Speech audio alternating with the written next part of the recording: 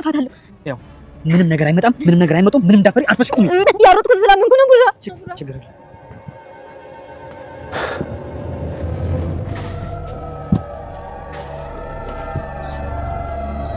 ምን ፈልጋችሁ?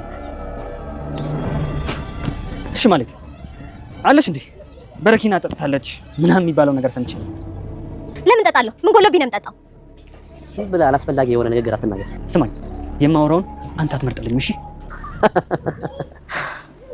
አንተ እኮ ትሻለህ። ምንም አቅም ባይኖር ልብ አለ። እንዴ ብሩኬ ጠጣጣለሁ። ስማኝ፣ ከዚህ በኋላ እያስፈራራኝ መኖር አችልም። እሺ ተው እባክህ። አቤት አቤት፣ ምን ተገኘ? ሚስቴን ስለቀማችሁኝ ምንም ይሁን ምንም አታመጣም እያልኩ ነው። አንተ አትሰማኝም እንዴ? ሉላ የት ነው ያለችው? የት ነው ያደረጋችኋት? አናውቅ። ይኸው በሕግ አምላክ ከፊታችን ራቅ። ሉላ የት ናት? እባክህ ዘንድ ሂዳችሁ ይበለዘዘ። ሉላ የት ናት? የት ነው የደበቃችኋት? ሰው ያትጩ። ድጋሚ ነው የማልጠይቅህ። ሉላ የት ነው ያለችው? ንገረኝ። አትጩ።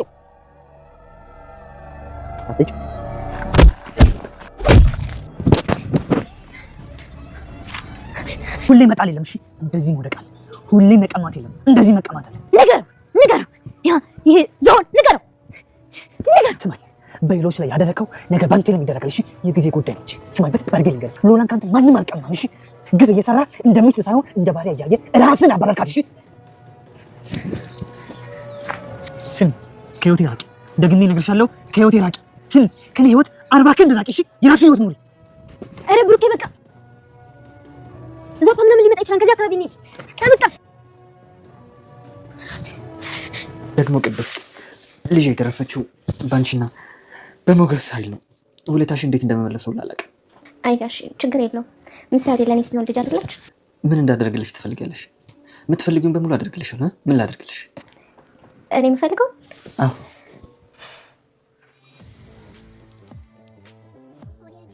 ቅድስት ዝምታዋን ሰበረች። እውነቱን ተናገረች። ብሩክን እንዲያከብራትና የቤት እመቤት እንዲያደርጋት ተናገረች። ብሩክም ሐሳቧ የገባው ይመስላል። እና ምን ላደርግልሽ? የምትፈልጊው ምንድነው? ለኔ ሐሳብ መሳካትና ስኬት ያንቺና የሞገስ ውለታ አለብኝ። እና ምን ላድርግልሽ? ምንድነው የሚያስደስትሽ? ቢላትም እንዲያከብራትና ራሷን መተካት እንደምትፈልግ ወይም ካልሆነለት ደግሞ ወደ ሀገር ቤት ሄዳ አግብታ መውለድ እንደምትፈልግ ነግረዋለች። ሞገስ ብሩክን ላለማግኘት ብሎ እሱ ቢያመልጥም ዝና ግን ተከታትሎ ብሩክንና ዲያጣን አግኝቷቸው ነበር። ብሩክ ዝናን ቀጥቅጥ ደብድቦታል። የብሩክን ጀግንነት ስታይ ደግሞ ማህሌት ብሩክ የኔ መሆን ካልቻለ የሌላ የማንም እንዲሆን አልፈቅድም ብላለች። የዲያጣ ቤተሰቦች ተገኝተዋል ተብሎ የዲያጣን እናት ሊያገኙ ፍለጋ ከዲያጣ ጋር በሄዱበት የዝና ሰዎች ሞገስና ዲያጣን ደርሰውባቸዋል። ብሩክ ይደርስላችሁ ይሆን ወይስ ምን ይፈጠራል? ሰላም ውድና የተወደዳችሁ ውድ ቤተሰቦች እንደምን አላችሁ? በያላችሁበት የዓለም ዳርቻ ሰላማችሁ በዘት ተረፍ ይበል እያልን ዛሬም በአዲስና በትኩስ መተናል። እናንተም በቅንነት ላይክ፣ ሼር፣ ሰብስክራይብ እያረጋችሁ ቤተሰብ ታረጉን ዘንድ በትህትና እንጠይቃለን። ቤተሰብ ላረጋችሁን ሁሉ ከልብ እናመሰግናለን። በባለፈው ክፍል እንዴት ተመለከትነው ምሳሌ ተከታታይ ድራማ ምሳሌ ታክማ ዲና እንዴት ተመኘችው ሳቋን ጨዋታውን እንዴት ተመኘችው እየቦረቀች ወደ ሀገሯ ተመልሳለች። እናም እንግዲህ የሰው ደስታ የማያስደስታት በተለይ የብሩክ ደስታና የምሳሌን መዲያን የማትፈልገው ማህሌት አይኗ እያየ በፊቷ ስትቦራረቅ ከዝና ጋር እያዩት ነበር። ዝናም እድሜ ላንቺ ማየት የማልፈልገውን ነገር እስከሚበቃኝ ድረስ እንዲመለከት አደረግሽኝ ብሎ ተናዶ ወደ ቤት ተመልሰዋል። ብሩክም ደስተኛ ቢሆንም አብሮ አደግ ጓደኛው ይሄ ነገር እንዲሳካ ብዙ ዋጋ የከፈለው ሞገስ ከጎኑ ባለመኖሩ ደስታው ሙሉ አልነበረም። በዚህ ሁኔታ ግን ሉላም የተቻላትን ሁሉ ብላለች። ብሩክ አንድ ያጠፋ ማለት ሁሌም ያው ነው ማለት አይደለም። ደሞም ብሩክ ልክ ነው። ምሳሌ ታክማ ዲናለች። እኔን አሳልፎ ቢሰጥም እኔም ይኸው ተመልሼ መጥቼ ተገናኝተናል። ስለዚህ ቢያንስ ደስታውን መካፈል ነበረብህ። ያን እንኳን ማድረግ ባችል ቢያንስ ከርቀቱ ነህ ልትመለከተው ይገባ ነበር እና ብቻውን ልትተወው አይገባም ነበር እያለች ስትጎተጉተው ነበር። ሞገስም በእርግጥም አብሮት ሆኖ አቅፎት ደስታውን አይካፈለው እንጂ ኤርፖርትም ከርቀት ሆኖ ሲጠብቃቸው ነበር። እና አሁንም ዲያጣ ጋር ተቀጣጥረው ዲያጣን ሊያገኛት ቢሄዱም ዲያጣ ከብሩክ ጋር ስለነበረች ብሩክን ሲያየው አላገኛችሁም፣ በቃ ራሳችሁን ጠብቁ፣ ዝና እየተከታተላችሁ ሊሆን ይችላል ብሎ ወደ ቤቱ ተመልሶ ነበር። ዝናና ማህሌትም የሚከታተለው ሰው በጠቆማቸው መሰረት ተከታትለው ብሩክንና ዲያጣን አግኝተዋቸው ነበር። ዲያጣ ገና ዝናን ስታየው የምትገባበት ጠፍቷት ነበር። ከዚህ በኋላ ማንም ሰው ምንም ሊያረግሽ አይችልም። እኔ ብሩክ በህይወት እስካለው ድረስ ማንም አይነካሽም። በዛ ላይ ብንፈራቸውም ደግሞ ስለሸሸናቸው አይተውንም። ስለዚህ ምንም ነገር እንዳትፈሪ፣ ምንም የሚፈጠር ነገር የለም ብሏታል። ዲያጣም ብሩክ አንተን አምኜ ነው እንጂ እስካሁን ሮጥ ነበር። አንተን አምኜ ነው። አንተ እንደምንም ብለህ ዝናን ከገጠምከው እኔ ደግሞ ለማህሌት አላንስም፣ ማህሌትን እጠፈጥፋታለሁ ብለዋለች። በዚህም የተነሳ እንግዲህ ቆሞ ለማናገር እየሞከረ ነበር። ሉላ የታለች? ሞገስ የት ነው? ሉላን ካረክበት አንጣ እያለው ነበር። ዝና ብሩክ ዝም ብሎ ሲያዳምጠው የሚፈራው መስሎት ጩኸቱ መሰፈሩን እያወቀው ነበር። ሉላን አምጣ፣ ያለ ሉላ ሚስቴን ቀምተህ ወሰድክ፣ ሚስቴን ቀምታችሁ ወሰዳችሁ፣ የገባችሁበት ብትገቡ የምታመልጡኝ መስሏችሁ ነበር ወይ እያለ እንደለመደው ለማስፈራራት ቢዝትም ብሩክ ግን አትጩህ፣ አፍህን አትክፈት፣ ከዚህ በኋላ ማንም የሚፈራህ የለም እያለው ነበር። ድፍረትህን ወድጄዋለሁ፣ ልብ አለህ፣ አቅም ባይኖርህም ብሎ በንቄት ዓይን እየተመለከተው ነበር። አትጩህ ብሎ ሲናገረው ዝናም ሉላን አምጦ ሉላ የኔና የኔ ብቻ ናት፣ ሚስቴን ቀምታችሁ ወሰዳችኋት ቢልም ሚስትህም ማንም ቀምቶ የወሰደብህ የለም፣ አንተ ራስህ በኋላ ቀሩ አገዛዝ እየገዛህ ሚስትህን እስረኛ አድርገህ እቤት ቆልፈህ ማስቀመጥህ እንጂ ማንም የቀማህ የለም። ብታቅባትና አኗኗሩን ብታቅበትና እንክብካቤውን ብችልበት ኑሮ ሉላ ጥላህ የትም አትሄድም ነበር። አንተ ነህ የቁም እስረኛ የባርነት አገዛዝ ያደረከው። ምን አይነት ሰው ነህ ግን አንተ እያለው ነበር። እና ዝናም እንዴት ተደፈርኩ በሚል ብሩክን ሊደባደብ ቢሰነዝርም ብሩክ የወደቀ መስሎ ቁጭ ብሎለት ነበር። እና ዝናም ደስ ብሎ ተቀጠቅጣለሁ ሲል አገጩን ሲያራግፍለት ጭንቅላቱ የተሰፋው ስፌት ወዲያውኑ አብጧል። እናም ብሩክም ሲደበድበው እባክህ ይሞትብሃል፣ ጭንቅላቱ ተሰፍቷል፣ ስበብ ይሆንብሃል እያለች ማህሌት መለመን ጀምራለች። ዲያጣም ፉከራውን ተያይዘዋለች። ዲያጣ እንዴ በፉከራ አቅልጧለች። ዘራፍ ወንዱ እያለች ነው። ደስ ብሏታል።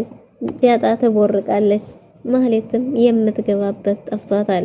በጭንቀት እባክህ ይሞትብሃል፣ አረ ይሞትብሃል፣ ጭንቅላቱ የተሰፋ ነው እያለችው ሞገስም ብሩክም የተቻለውን ያህል ከቀጠቀጠው በኋላ አረ ፖሊስ ይመጣብናል፣ ነው ጭንቅላቱ የተሰፋ ነው እንሂድ ብለው መንገድ ቀይረው ወደ ቤታቸው መጓዝ ጀምረዋል።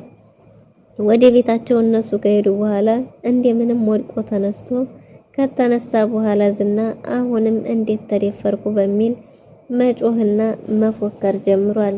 ማህሌትን ወዴት ነው እየሄዱት እያላት ነበር። እነሱ ሄደዋል፣ አንተ አሁን ሐኪም ቤት ወይሆን ነገርም ማለት አለበት፣ ጭንቅላት እያበጠ ነው ብትለውም እንዴት እነካለሁ ብሎ ዝና ወደ አውሬ ተቀይሯል።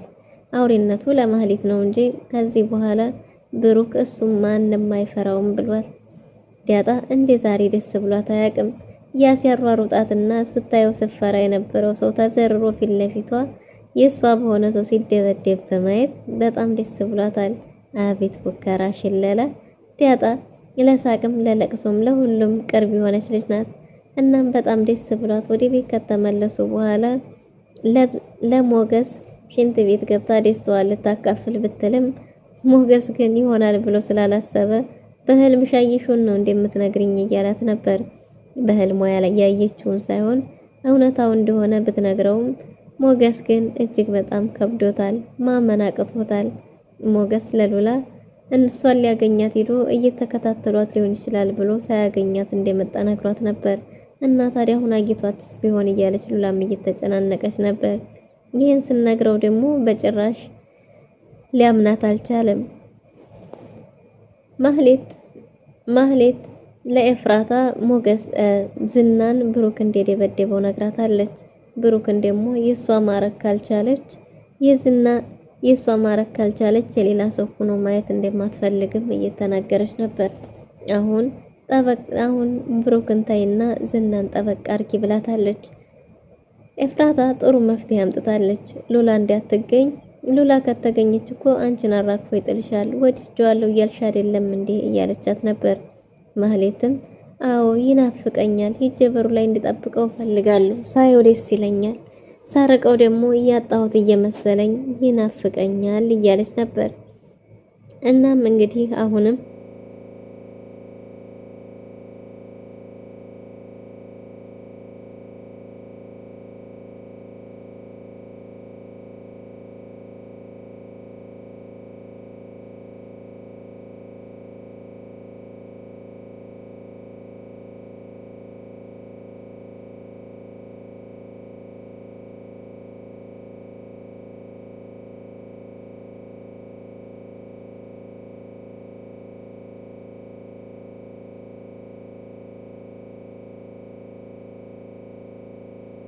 ዝና ደንበሳ ያበበ ደንበሳ ልጅ ደንበሳውን በልቶ መከራውን በልቶ አሁን ላይ ወደ መፍትሄ እያሰበ ይገኛል።